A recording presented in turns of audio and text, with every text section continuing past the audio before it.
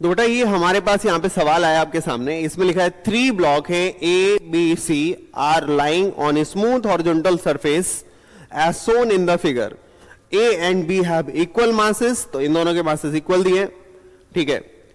While मास सी का जो है वो कैपिटल एम है, block A is given initial velocity v towards B due to which it collide with B, तो इसको आपने एक वेलोसिटी v दी हुई है,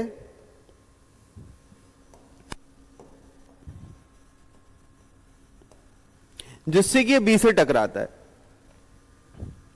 और जो इनके बीच का कोलिजन हो रहा है बेटा वो परफेक्टली इनइलास्टिक हो रहा है। फिर जो कंबाइंड मास सिस्टम है ये मूव करता है और सी से जाके टकराता है परफेक्टली इनइलास्टिकली, फिर से जो कोलिजन है वो परफेक्टली इनइलास्टिक कोलिजन है।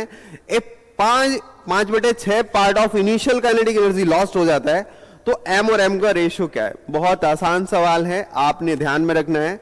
ये वाला ब्लॉक और ये वाला ब्लॉक अभी रेस्ट पे दिए हैं, इनिशियली सिर्फ ये दोनों हैं, आपको एक बार में यही दोनों काउंट करने हैं।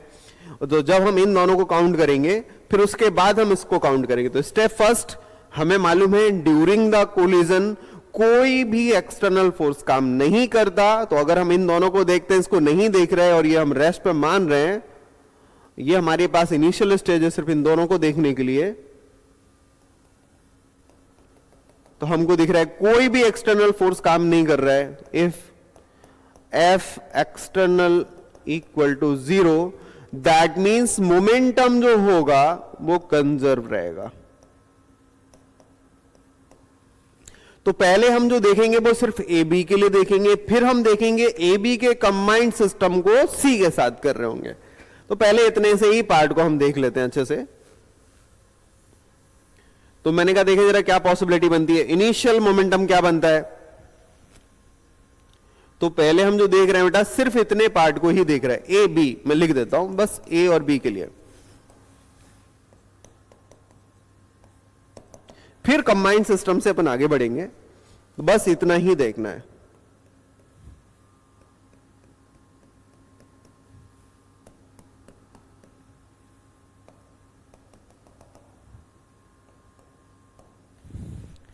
इनिशियल मोमेंटम जो आएगा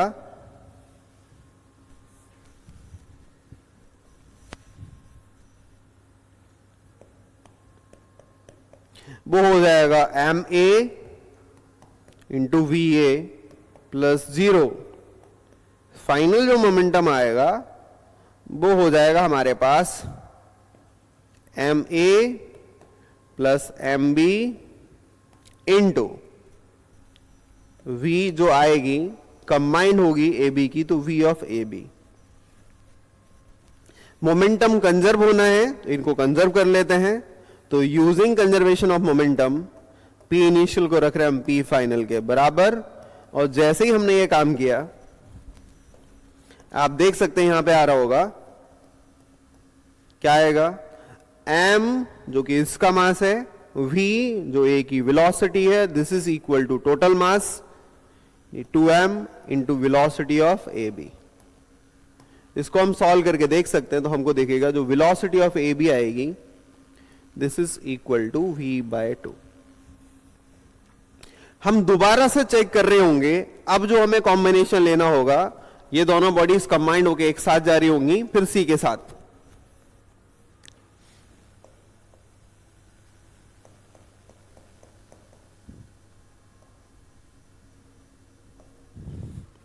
इसकी जो वेलोसिटी है वो वी ए बी के बराबर है, और ये जो सी है ये रेस्ट पे है।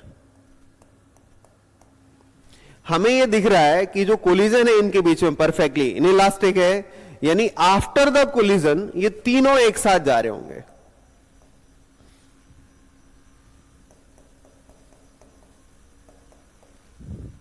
तो इस सिस्टम की जो फाइनल वेलोसिटी होगी इसको हम वीडेस मानते हैं और इसको हम कैलकुलेट करने की कोशिश कर रहे हैं अभी। तो ऐसी परिस्थिति में इनिशियल मोमेंटम पहले हम लिख लेते हैं।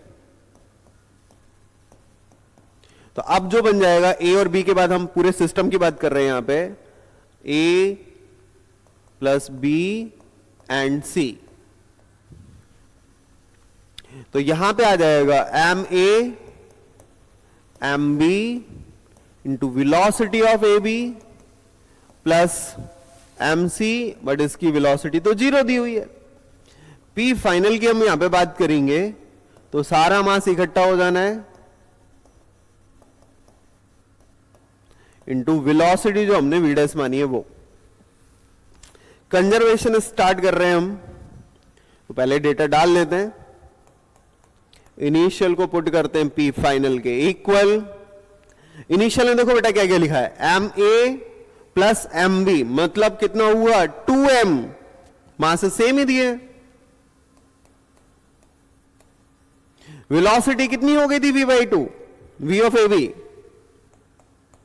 v/2 के बराबर। मोमेंटम वैसे भी चेंज नहीं होना था, फाइनली भी चेंज नहीं होगा, डायरेक्ट अपन लिख सकते हैं। और टोटल जो एंटायर मास है वो देखो जरा कितना हो जाएगा, तो 2m plus capital M into V dash. Mass of C की वैल्यू गिवन है क्या, नहीं वही निकालना है। तो इसको सॉल्व करने के बाद आपको मिलेगी वी डैश की वैल्यू, ये क्या आ जाएगा, m into V divided by 2m plus capital M।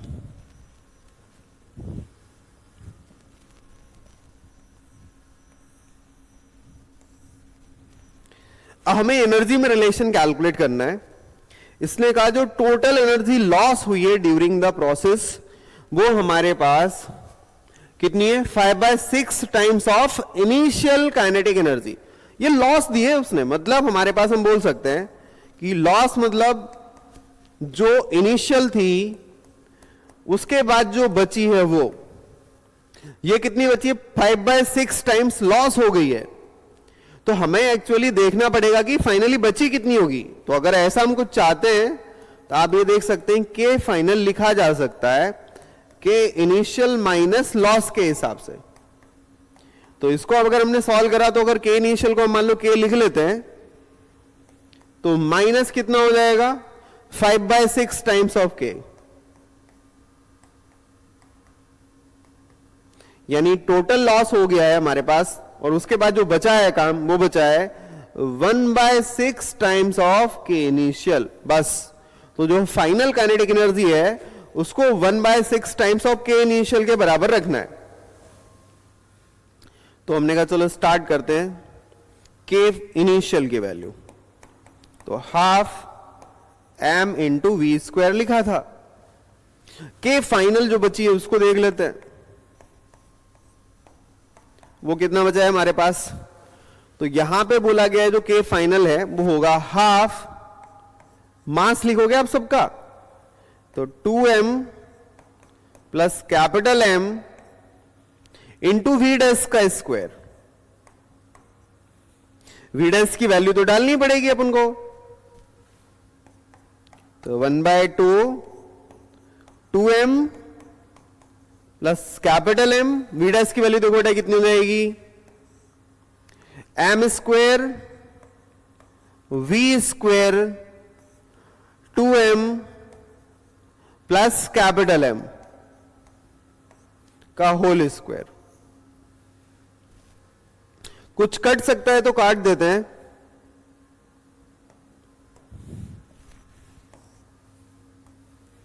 तो हमारे पास जो फाइनल काइनेटिक एनर्जी बचेगी अब वो कितनी आ रही है, m square V square divided by 2 times of 2m plus capital M। Clear है। और ये किसके बराबर है, तो हमें एक रिलेशन दिया था कि जो भी आपकी फाइनल काइनेटिक एनर्जी दी है किसके बराबर आ रही है, 1/6 टाइम्स ऑफ के इनिशियल। तो हम इसका इस्तेमाल करेंगे अभी।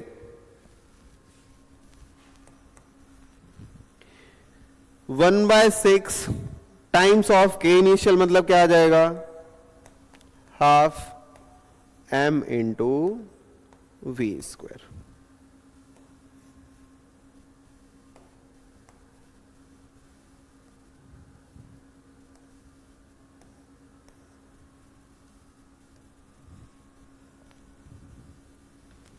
यानी इसके बाद अपनी स्टेप बचेगी 6 times of m, this is equal to 2m plus capital M।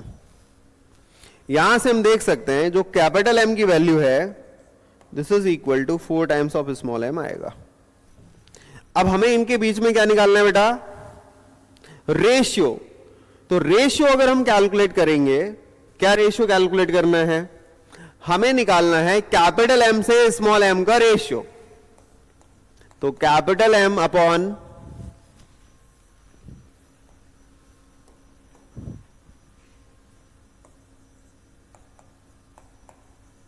ये 4 टाइम्स ऑफ m आ रहा है, ये m आ रहा है, तो सॉल्व करके वैल्यू कितनी आएगी? 4। तो इसका जो आंसर बनेगा कितना हो जाएगा? 4।